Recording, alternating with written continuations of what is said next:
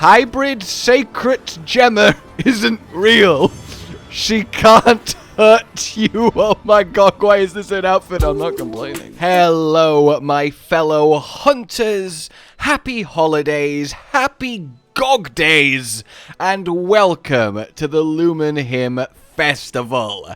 It is absolutely gorgeous. Just another expected festival W when it comes to wilds. All four have been breathtaking, and this one is no different. The hub is looking beautiful, and we have a lot to talk about because there is a lot to do, a lot to get, and a lot of fun to have. First and foremost then, let's talk the actual hub. We saw it a little bit, but it really is pretty. The Rathalos Rathian statues are now like fairy palicos, I want to say, with magical star bubble ones. I mean, why not? We've got shiny, shiny flooring. All the palicos are wearing baby Seikret costumes to the point where it just looks like baby Seikrets are now running the hub, which I am completely there for. We also have ourselves balloons abound, and indeed a balloon giver stationed at the door. I only wish that I could literally take one. In any case, the actual outfits that the NPCs are wearing are phenomenal, and I cannot express how much I wish I could work that into many, many fashion sets. In any case then, yes, plenty to look at, and the looking is good. As is the tucking, as in tucking into the new feast. Oh, what a transition, so smooth! Oh my god! We have ourselves the Lumenhym ceremonial platter. Insurance, which is always good to see, prevents one faint from counting one time per eating. We've got immunizer to lessen ailments, which is alright, and then more zenny. It's certainly not going to be the most mechanically powerful feast, but hey, it is indeed a lovely one. Oh look, I seem to have generated a Lumenhym voucher. Wow! Check your daily rewards and you'll be gifted them. That's the place to get them, and also somewhere else that we'll talk about in a moment. But first and foremost, our ceremonial platter, hand-delivered by Palicos / Baby Seikrets, and this one is great. The little cat mouth in the middle of the beak, though. We got lovely pancakes and bacon, and just how much do you want Monster Hunter food? Like, it genuinely is just incredible. Look at that. Oh, I still think I prefer the afternoon tea from the Dream Spell, but I love the sparklers when you're done. It really is quite the celebration, so enjoy that one. But yes, for your vouchers, check your daily rewards, and then of course, don't forget to chat with Mondi the cat, as always, to check your bounties, where you'll be able to get more vouchers, and then the all-important Lumenhym ticket, which is going to unlock some tasty goodies for you from the festival. But before we get into that, well, it's time to talk to Eric, Alma, and Gemma, because they've got some new festival outfits, and they are quite special. Yes, full Seikret hybrid people abound. And I say hybrid people because it really does not look like a costume. Like, the scaling is literally blending into her skin, so that's something. Again, though, I would love to be able to get this. There is definitely some fashion fun that could be had. Want to see a wilder version of me that matches this beautiful scene? Where are you keeping these? And there we go with Gemma's outfit as well.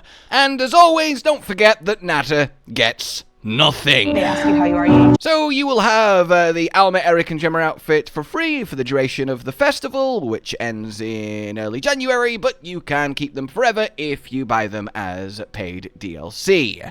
After that, then, we have ourselves a little bit of sacredness. Oh, yes. That being this, the alabaster caparison. A lovely, kind of almost angelically soft white take on the Seikret, and one that I really, really like. It's nothing crazy compared to previous events, but it's certainly very pretty. And while we're at it then, yes, here you can see the paid versions of the various handlers and gemmers outfits, and then we have this, the White Wing comparison, which is a much more overtly detailed, angelic version of the Seikret, if you indeed do choose to get the DLC for Lumenhym, and you got a bunch of stickers too. Or, of course, you can ignore this completely, which is your right. There is no wrong or right opinion to hold when it comes to DLC. Everyone's mileage varies. I just want to report to you on what is newly available.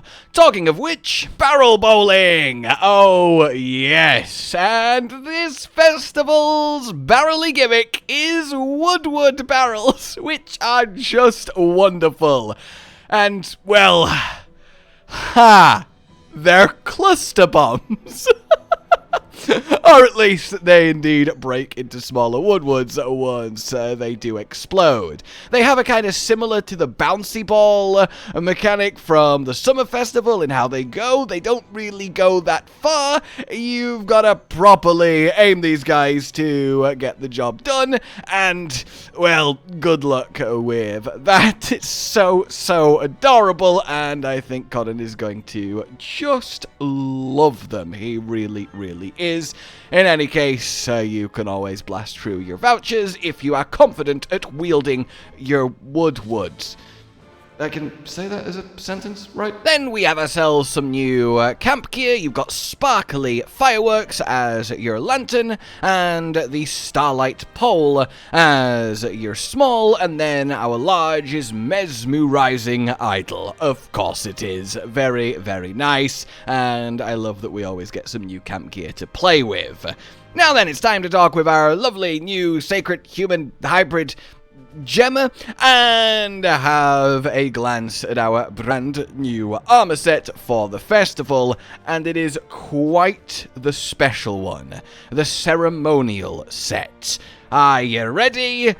Oh, it's so gorgeous. It really is so gorgeous. And remember, as a Rarity 5, this is very transcendable. So there is potential here. In any case, a latent power and what will be upgraded from a 2 and a 1 slot, yeah, that's not awful. And then we have an agitator and a convert element, which again, isn't the worst thing in the world if you imagine the slots upgraded. We have another latent power on the gloves, another convert element on the waist, and then an agitator on the legs. Overall, as far as festival gear goes that you basically just equip to have Lumenhym Prayer on, it's really not the worst when transcending is taken into consideration. And if you do want to wear the 4 set to get that boon, well, it's worth doing. You will get extra tickets as well as other rewards, and the great attack boost and defense is actually pretty decent. It's not like meta decent, but it's not far away, and you get the benefits of wearing it. This has been the same on every single armor set, just with a different name to match the festival. And then, of course, you get the extra carve, which is also really nice too. But in any case, yeah, this is quite good to see, and once again immediately shows the impact of armor transcending, because already it's like, ooh, okay, maybe. I am very much not mad at that, nor am I mad at the female version either. It's a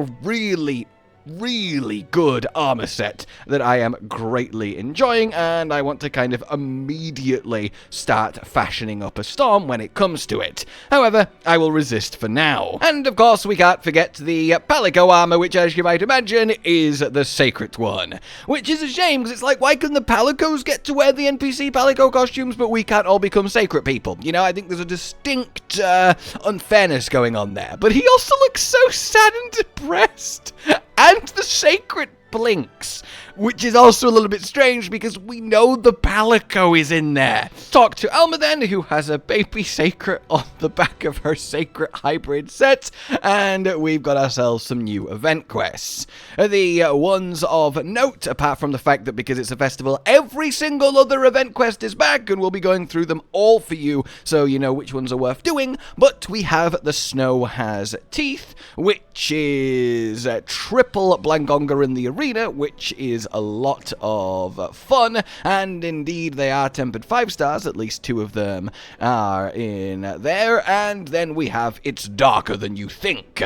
2 bloody tempered 5-star Rathalos, one of them of course Guardian. Nothing crazy about them because they're HR 41, but hey, that is quite amusing too. 2 Kings of the Sky, 2 witnesses to the darkness and light of history. Let's start with the Snow Has Teeth then, and as you can see, the Orion ticket is the reward, which if you are a world hunter, that will mean something to you because of course it's going to unlock the Orion set. And the great thing about this quest is that all 3 of them are instantly there. You're not staggered, you're not waiting, and it is quite the family. We have got large gold crowns, we have got small gold crowns, we have got an entire pack of mini blancos, and I really like it. First the 9-star and then this, so get to beating on your pack of monkeys, and once you claim victory, you can claim yourself some brand new armors to wear. Once you have completed that cacophony of chaos then, and there's no other real notable rewards, as I say, you will unlock the Orion set, our second armor set for this festival. And it is rare 8 of all things, so no transcending of notes going on here, and as you might imagine, yeah, it's just the classic Orion set. Nothing crazy when it comes to the actual skills, though 2 free slots is at least, you know, something. Triple 2 slot, like they just really went crazy with the skills here. I do kind of like this 3-2-1 with 2 recovery up, you know, it speaks a little immortally to me, but other than that, there's nothing crazy to this. It's mainly here for the fashion, for the layered possibility. As is the Palico one, returning again, the Snowman and the Snowcat Bell. Very nice to see, very fun as always. And because it's a new festival, we get ourselves a new Diva Song. And at night, this place is incredible. The lights, the vibes, it really comes to life, and honestly, it's just so pretty. And the diva then singing as she does a new song.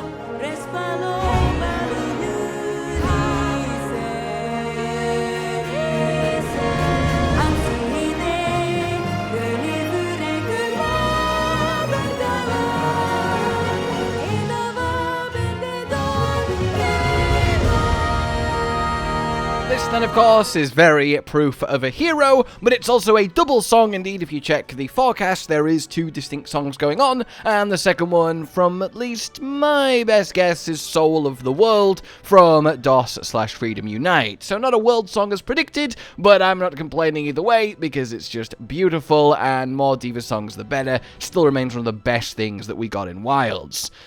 Then our next event quest, our double Rathalos, this rewards the Lumenhym catalog, and you know what that means, multiple unlocks abound. On the actual hunt itself then, the Guardian Rathalos is a gold crown, which is always nice to see, a very big specimen, and a lot of fun to hunt because of that. There is also a tempered Seregios on the map, so you might want to keep an eye to the sky. And the regular Rathalos is also a small.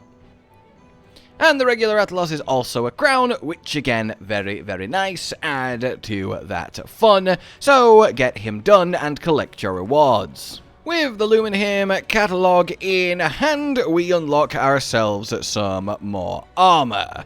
Starting then with, well, the Blessed Waist Chain.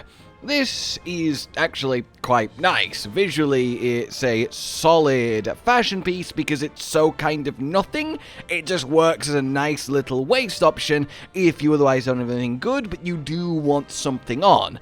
And honestly, I really wish this was transcendable, for Constitution 3 Divine Blessing is quite fun, and definitely something to think about. Then, of course, the female version is also very, very nice, and filled with a lot of fashion potential.